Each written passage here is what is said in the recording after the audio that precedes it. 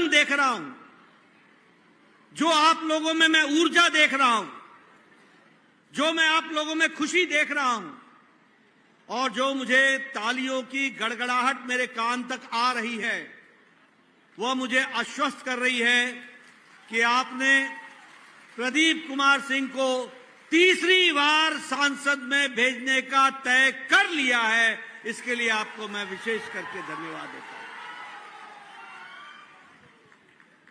मित्रों, मोदी जी के 10 साल सेवा के रहे, मोदी जी के 10 साल सुशासन के रहे, मोदी जी के 10 साल गरीब कल्याण के रहे।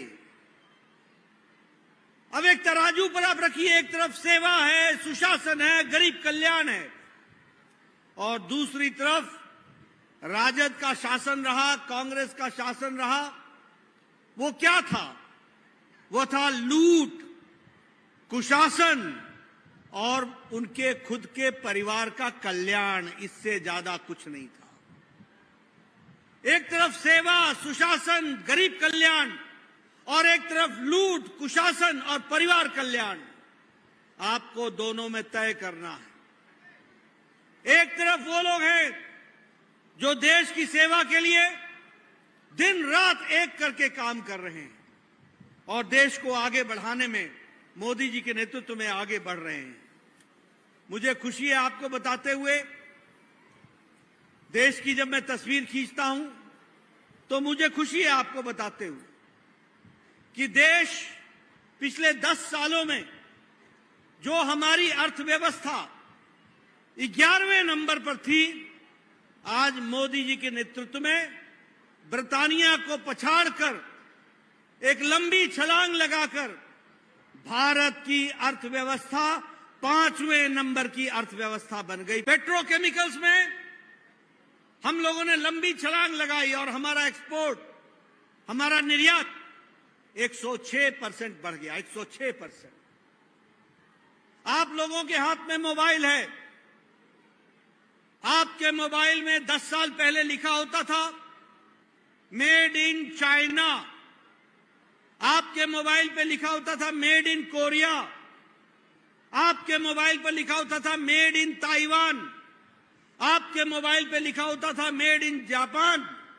आज अपना मोबाइल खोल के देखना, सब में लिखा है मेड इन इंडिया।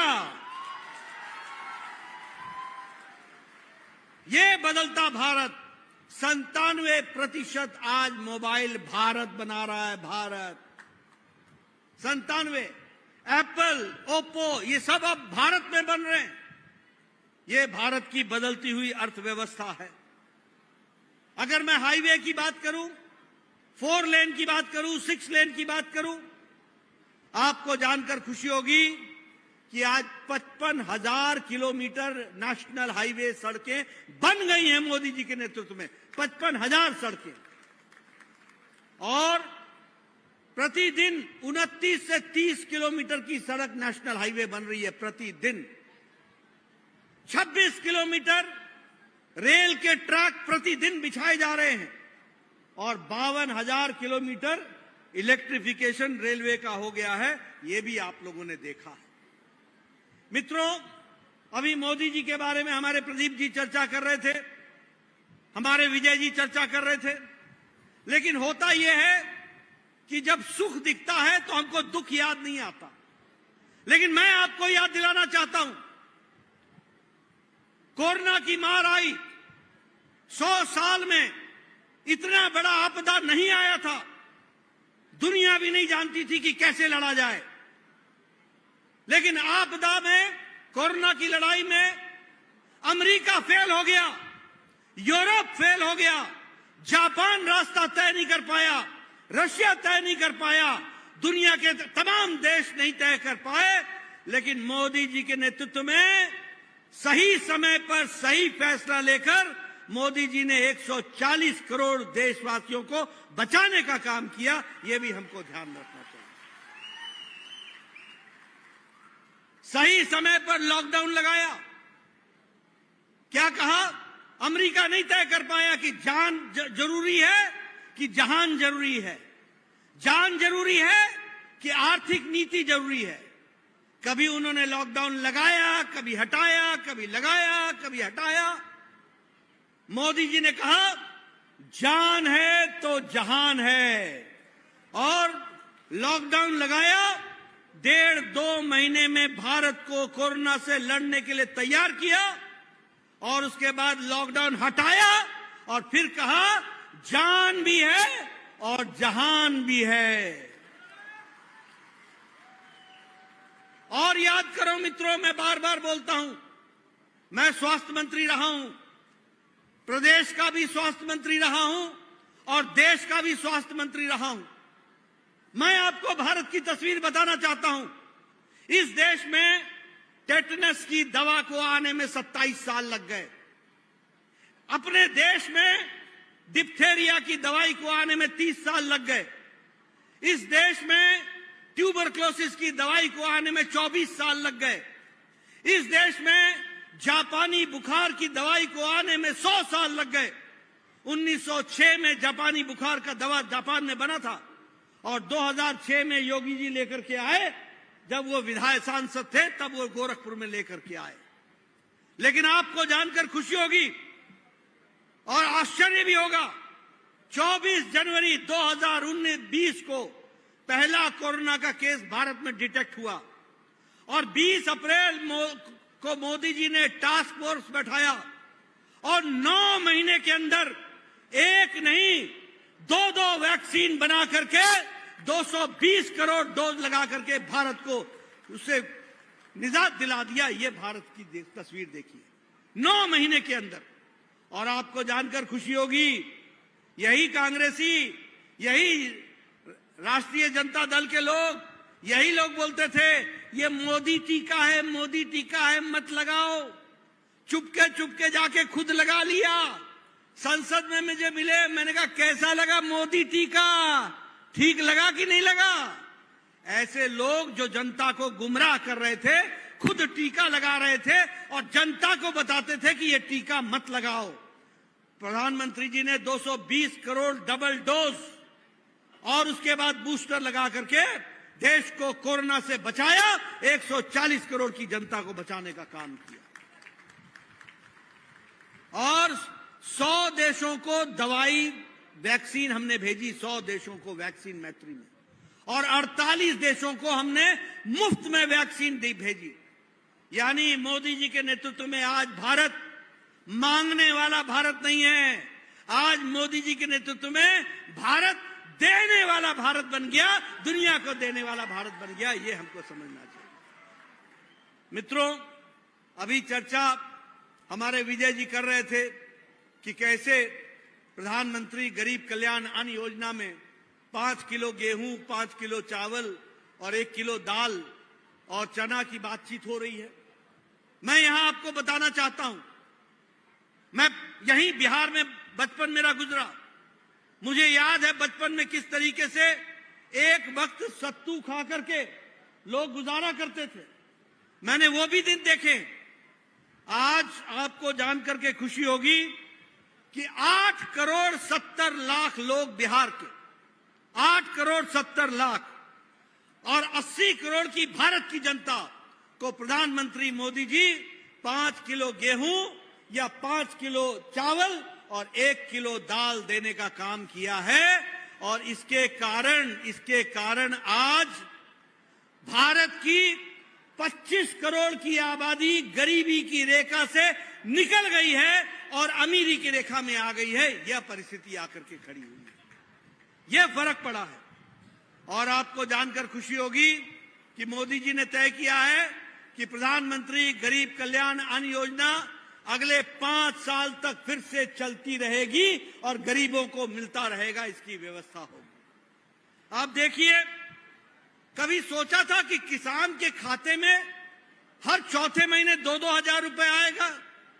आज 11 करोड़ 78 लाख किसान और बिहार के 80 लाख किसानों के खाते में हर चौथे महीने 2-2 हजार रुपए आ रहा है, और वो किसान सम्मान निधि में दिया जा रहा है।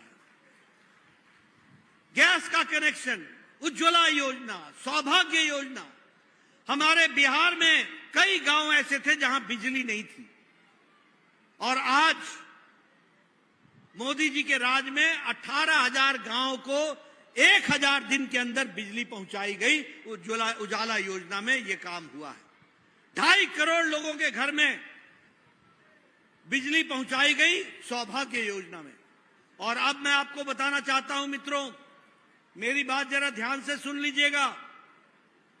प्रधानमंत्री सूर्य घर योजना, ये सौर ऊर्जा के माध्यम से अब तय ये हुआ है कि हर घर के छत पर सौर ऊर्जा दी जाएगी, ताकि उसका बिजली का बिल मुफ्त हो जाए, जीरो हो जाए, और वो जो भी बिजली अपनी योजना से अपने खर्च करने के बाद बचेगा वो भारत सरकार खरीदेगी और उसका पैसा भी उसको मिलेगा। यानी बिजली का बिल मुफ्त और बिजली कमाने का कार्य शुरू होगा। प्रधानमंत्री सूर्य मुफ्त घर योजना, यानी हर घर में सौर योजना से लगेगी बिजली, आपकी बिजली का बिल मुफ्त हो जाएगा, जीरो हो जाएगा, और जो ज्यादा बिजली पैदा करेंगे आपके इस्तेमाल से जो बच जाएगी वह बिजली भारत सरकार खरीदेगी और आपको उसका पैसा देगी, आप कमाने लगेंगे। यह परिस्थिति आकर के खड़ी होगी। यहां इतने विधायक बैठे हैं, इतने सांसद बैठे, इनसे पूछो।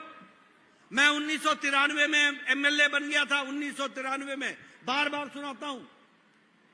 मुझे इंदिरा आवास योजना में 2 घर मिलते थे पंचायत में, 2 घर।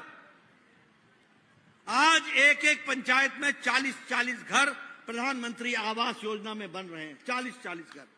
और मोदी जी ने 10 साल में 4 करोड़ घर बना करके दिए पक्के, with drawing room, with bedroom, with kitchen के साथ गैस का सिलेंडर, शौचालय, कोर्टयार्ड। और अगले 5 साल में प्रदीप कुमार को भेज देना, 3 करोड़ और घर बना दिए जाएंगे। कोई घर बगैर पक्के छत का नहीं होगा, इस तरीके की व्यवस्था की जाएगी। इसी तरीके से मैं एक बात और बोलना चाहता हूं, वह भी मेरे स्वास्थ्य से जुड़ा हुआ है, इसलिए मेरे स्वास्थ्य नहीं, मेरे स्वास्थ्य विभाग के स्वास्थ्य से जुड़ा है। मैं आपको बताना चाहता हूं, यहां सब विधायक सांसद बैठे हैं। प्रदीप जी 2 बार के विधायक हैं, 2 बार के सांसद हैं, लंबे समय से हैं। हम क्या चिट्ठी लिखते थे प्रधानमंत्री को, हम क्या चिट्ठी लिखते थे मुख्यमंत्री को?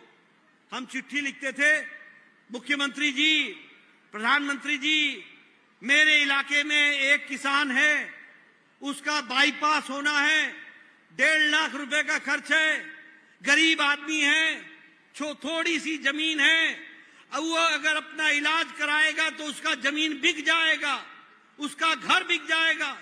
मेरे इलाके में एक कैंसर का पेशेंट है, उसके इलाज के लिए 3 लाख रुपए चाहिए। अगर वो पैसा चाहिए करेगा तो उसको अपना घर बेचना पड़ेगा। इसलिए कृपया करके 2 लाख 3 लाख देने की अनुशंसा करिए। ऐसी चिट्ठियां आप लिखते थे कि नहीं लिखते थे? और ये लिखते थे, 1.5 लाख मांगते थे तो 75,000 मिलता था, 3 लाख मांगते थे तो 1.5 लाख मिलता था, बाकी हम जनता से इकट्ठा करते थे। लेकिन मोदी जी ने आयुष्मान भारत के माध्यम से 10 करोड़ 74 लाख परिवार, 55 करोड़ लोग, भारत की 40% की आबादी, और गरीब आबादी। कौन है ये गरीब लोग?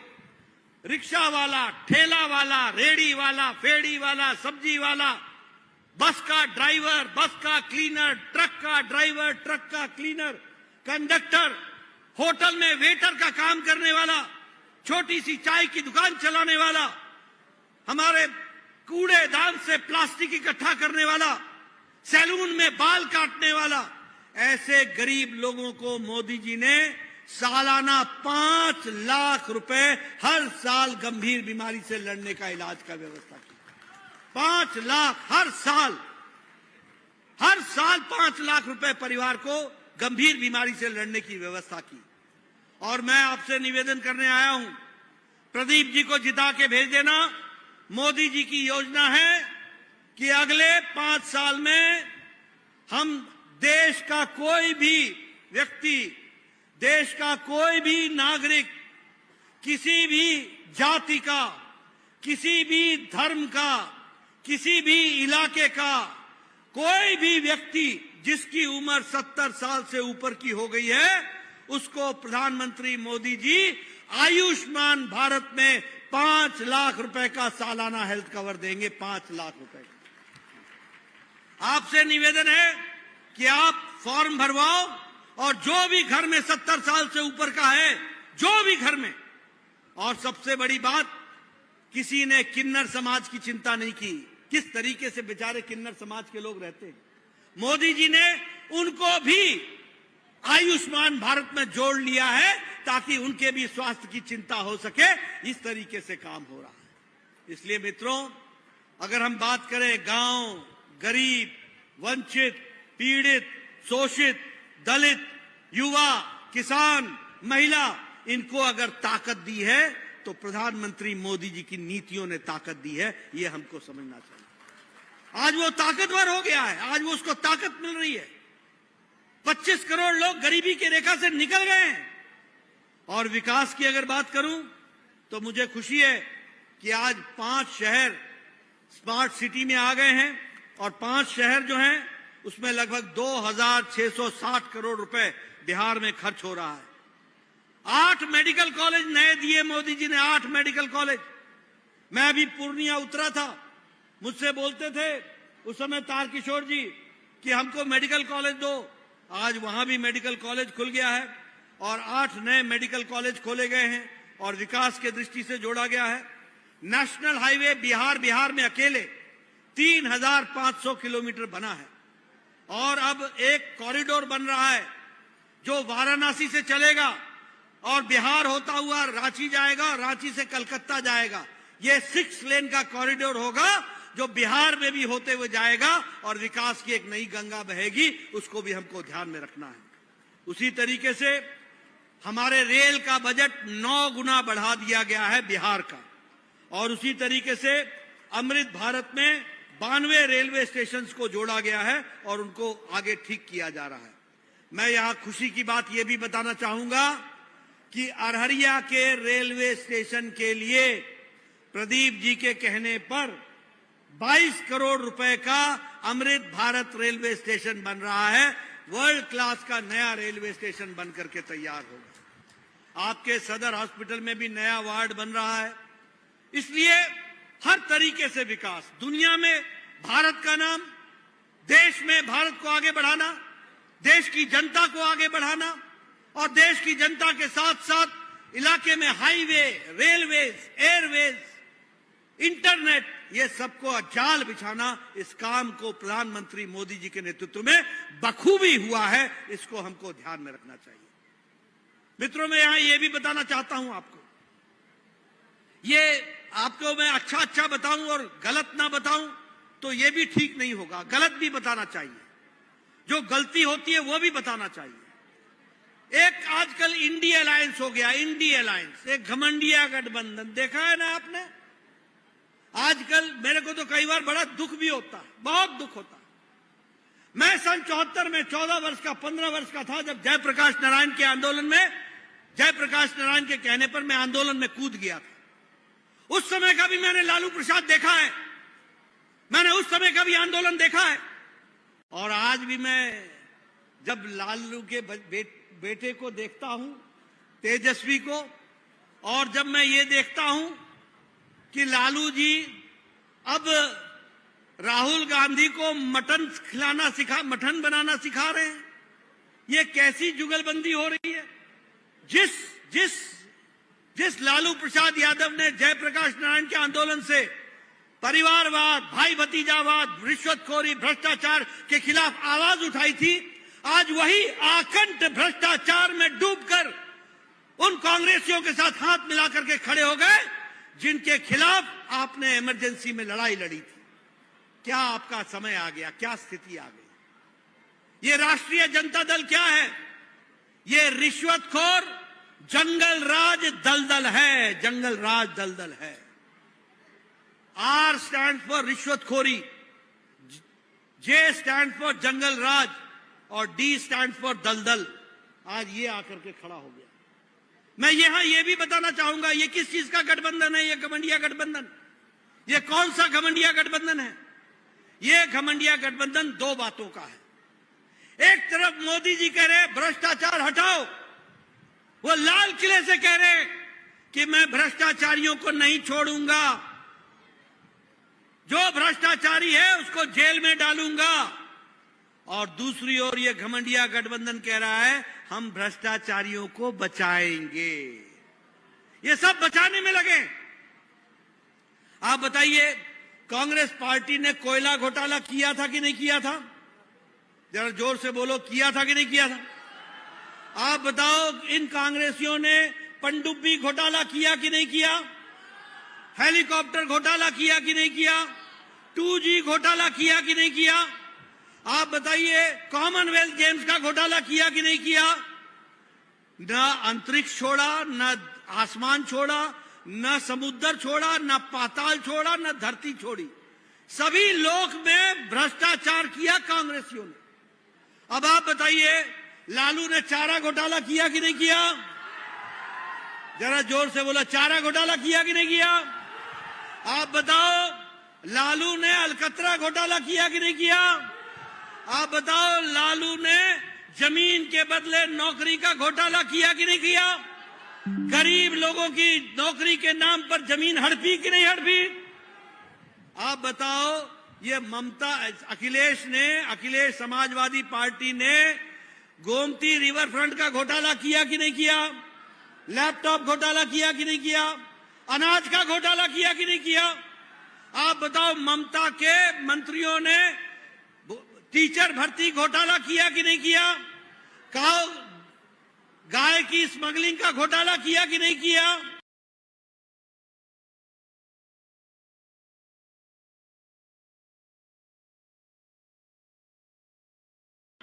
बालू घोटाला किया कि नहीं किया? साउथ में स्टालिन के लोग मंत्रियों ने घोटाला किया कि नहीं किया? आप बताइए, अरविंद केजरीवाल ने शराब का घोटाला किया कि नहीं किया? आप बताइए, के कविता ने शराब का घोटाला किया कि नहीं किया? आप एक बात बताओ, सोनिया गांधी बेल पर है कि नहीं है? जमानत पर है कि नहीं है? राहुल गांधी जमानत पर है कि नहीं है? लालू प्रसाद यादव जमानत पर है कि नहीं है? तेजस्वी प्रताप जमानत पर है कि नहीं है? आप बताइए, ये ममता के मंत्री जमानत पर है कि नहीं है? आप बताइए, टीएमसी के मंत्री जमानत पर है कि नहीं है? आप बताइए, अरविंद केजरीवाल जेल में है कि नहीं है? मनीष सिसोदिया जेल में है कि नहीं है? सत्येंद्र जैन जेल में है कि नहीं है? आजम खान जेल में है कि नहीं है? ये मंत्री जेल में है कि नहीं है? ये डीएमके के मंत्री जेल में है कि नहीं है? ये ऐसा कुनबा है जिसमें आधे बेल पर हैं और आधे जेल में हैं। ये भ्रष्टाचारियों का कुनबा, ये भ्रष्टाचारियों का कुनबा। पूरे भ्रष्टाचारी, सारे भ्रष्टाचारी, आओ गले मिले, आओ गले मिले, आओ तुमको मटन खिलाना सिखाएं, आओ तुमको मटन बनाना सिखाएं। ये दोस्तियां हो रही हैं। और सब लोग परिवारवाद, ये परिवारवाद की पार्टियां। मैं आपके सामने देश की तस्वीर खींचना चाहता हूं। बोलो, फारूक अब्दुल्ला का बेटा उमर अब्दुल्ला परिवार की पार्टी है कि नहीं है? बोलो, जम्मू कश्मीर में है कि नहीं है? महबूबा मुफ्ती और मुफ्ती परिवार की पार्टी है कि नहीं है? बादल परिवार की पार्टी है कि नहीं है? चौटाला परिवार की पार्टी है कि नहीं है? आप बताओ, मुलायम सिंह, अखिलेश, डिंपल परिवार की पार्टी है कि नहीं है? आप बताओ, लालू, राबड़ी, तेजस्वी, तेज प्रताप परिवार की पार्टी है कि नहीं है? आप बताइए, ममता, अभिषेक परिवार की पार्टी है कि नहीं है? आप बताइए, केसीआर, केटीआर, कविता परिवार की पार्टी है कि नहीं है? आप बताइए, करुणानिधि, उदयनिधि स्टालिन परिवार की पार्टी है कि नहीं है? आप बताइए, शरद पवार, सुप्रिया सुले परिवार की पार्टी है कि नहीं है? आप बताइए, उद्धव ठाकरे, आदित्य ठाकरे परिवार की पार्टी है कि नहीं है? ये सारे लोग, इनको आपसे कोई लेना देना नहीं है। इनको लेना देना है तो मैं और मेरा परिवार, बाकी सब झुंझुना बजाओ। बताइए,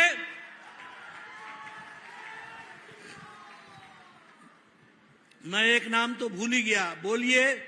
बताइए, सोनिया, राहुल, प्रियंका, ये भी परिवार की पार्टी बन रही है कि नहीं बन रही है?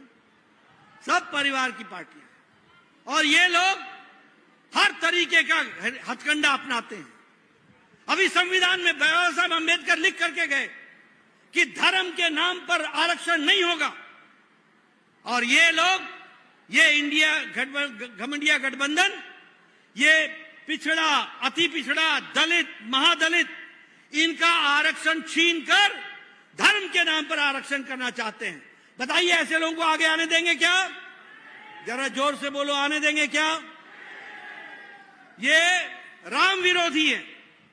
आप बताइए, ये यूपीए की सरकार ने एफिडेविट दिया था कि नहीं दिया था कि राम काल्पनिक है, राम का कोई ऐतिहासिक आधार नहीं है, राम का कोई वैज्ञानिक आधार नहीं है? ये एफिडेविट दिया था कि नहीं दिया था? और इन्होंने कहा था कि नहीं था कि राम का केस लटकाओ, अटकाओ, भटकाओ? ये प्रधानमंत्री आपने मोदी जी बनाया तो जाकर के कोर्ट ने रास्ता प्रशस्त किया और आज भव्य राम मंदिर बनकर के तैयार हुआ। ये हम सब लोगों ने देखा। मित्रों, ये सनातन विरोधी हैं। क्या कहते हैं? सनातन डेंगू है, सनातन ये फ्लू है, सनातन एचआईवी है। आप बताइए, ऐसे लोगों को आगे आने दोगे क्या? आने दोगे क्या? और फिर और सुनो, आजकल बड़े दुख के साथ मुझे बताना पड़ता है कि हर राष्ट्र विरोधी इनका दोस्त है। जिन लोगों ने जेएनयू में नारे लगाए, भारत होंगे तेरे टुकड़े टुकड़े, इंशाअल्लाह इंशाअल्लाह, ऐसे लोगों को कांग्रेस पार्टी टिकट देकर के चुनाव लड़ाती है, उनके साथ जाकर के खड़े होती है। बोलिए, ऐसे लोगों को आगे आने देंगे क्या?